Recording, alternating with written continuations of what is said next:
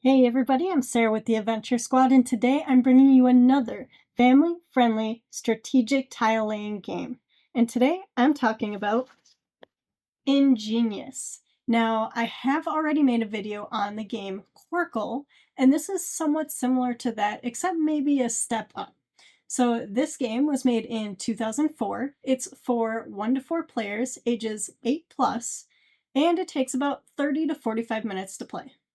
In this game, once again, you have tiles with different shapes on them. You're going to be placing your tiles inside a hexagon grid and filling in that space. As you lay down your tiles, you'll be gaining points for any lines of the same pattern you create. At the end of the game, whoever has their lowest point tracker to the highest point value wins. With that, let's jump on in and show you how to play Ingenious. The game board is made up of several different shades of hexagons. In a 2-player game, you are confined to this white area. In a 3-player game, you can branch out to this lighter shaded area. In a 4-person game, you can utilize the whole board, including this darker shaded area.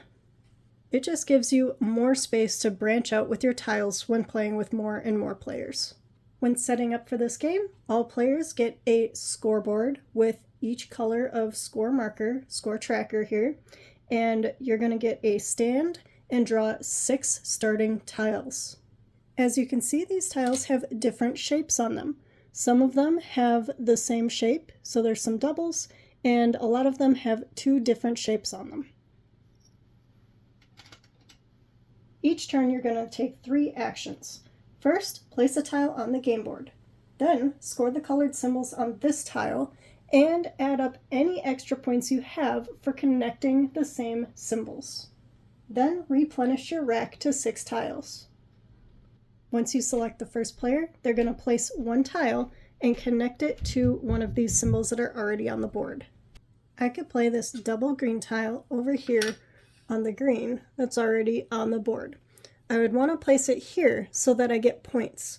If I placed it anywhere else, I wouldn't get any points because the symbols aren't matching. So I'm going to place this tile over here on the green. When scoring, we score from each symbol on the tile that we just placed.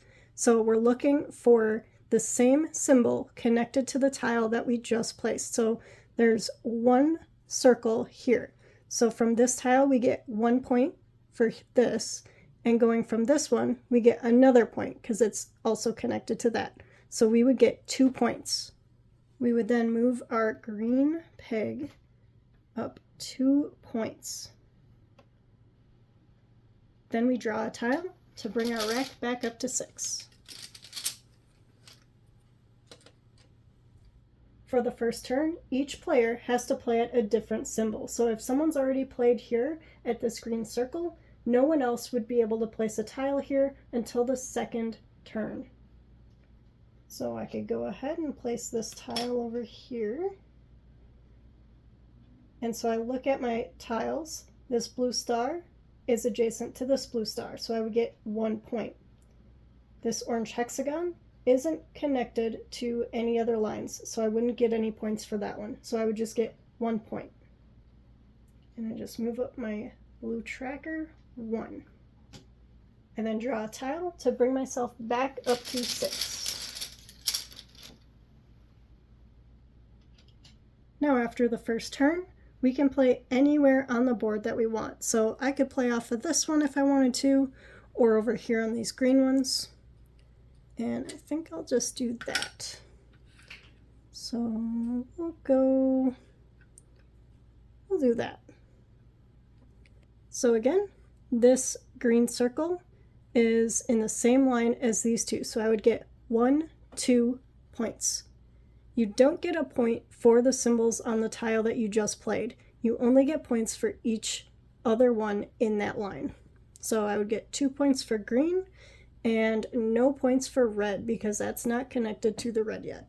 And then draw back up to 6. If we wanted to, we could play over here where no one has played yet. So here I would get 1 point for purple.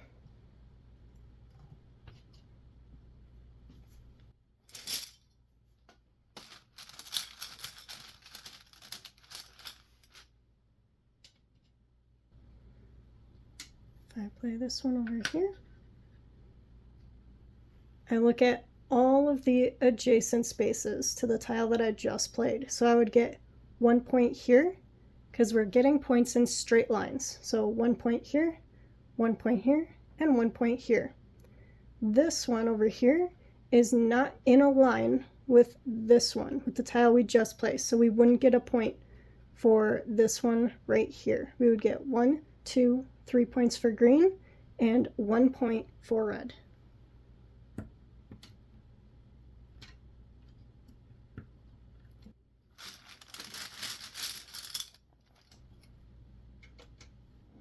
When we're scoring, if we end up in the 18th slot or higher, if we would have more than 18 points, we get an Ingenious.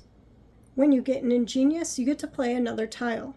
When you get an Ingenious, you don't draw another tile yet. First, you play your extra tile before you bring your rack back up to 6. After you play your tile, if you have no colors of the one that you have the least points in, so right now it would be the blue star for this player, I have no blue stars on my tiles. Before I draw another tile, I can choose to discard all of my current tiles and draw 6 new ones.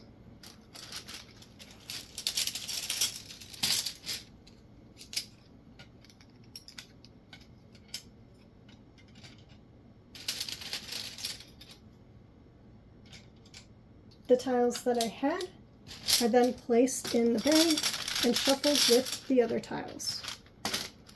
The game ends when no more tiles can be placed because there's no more empty adjacent spaces within the boundary that you're playing on the game board. Each player then looks at their score tracker and determines which color is their lowest. For this player, it's going to be orange, which is at 3 points. For this player, their lowest is blue, which is at 1 point. So this player would win the game. If there's a tie for the lowest value, you look at your second lowest value and determine whose is the highest. That person would then be the winner. Ingenious has become one of our kiddos' favorite games. It's easy, fast, and every game is different. Every time you play, the tiles and how your game board looks is going to be different, which keeps it interesting. Let me know in the comments if you've ever played Ingenious, or if maybe now you'll give it a shot. If you enjoyed this video, be sure to give it a thumbs up and subscribe to the Adventure Squad down below. Thank you so much for watching, and until next time, get your game on.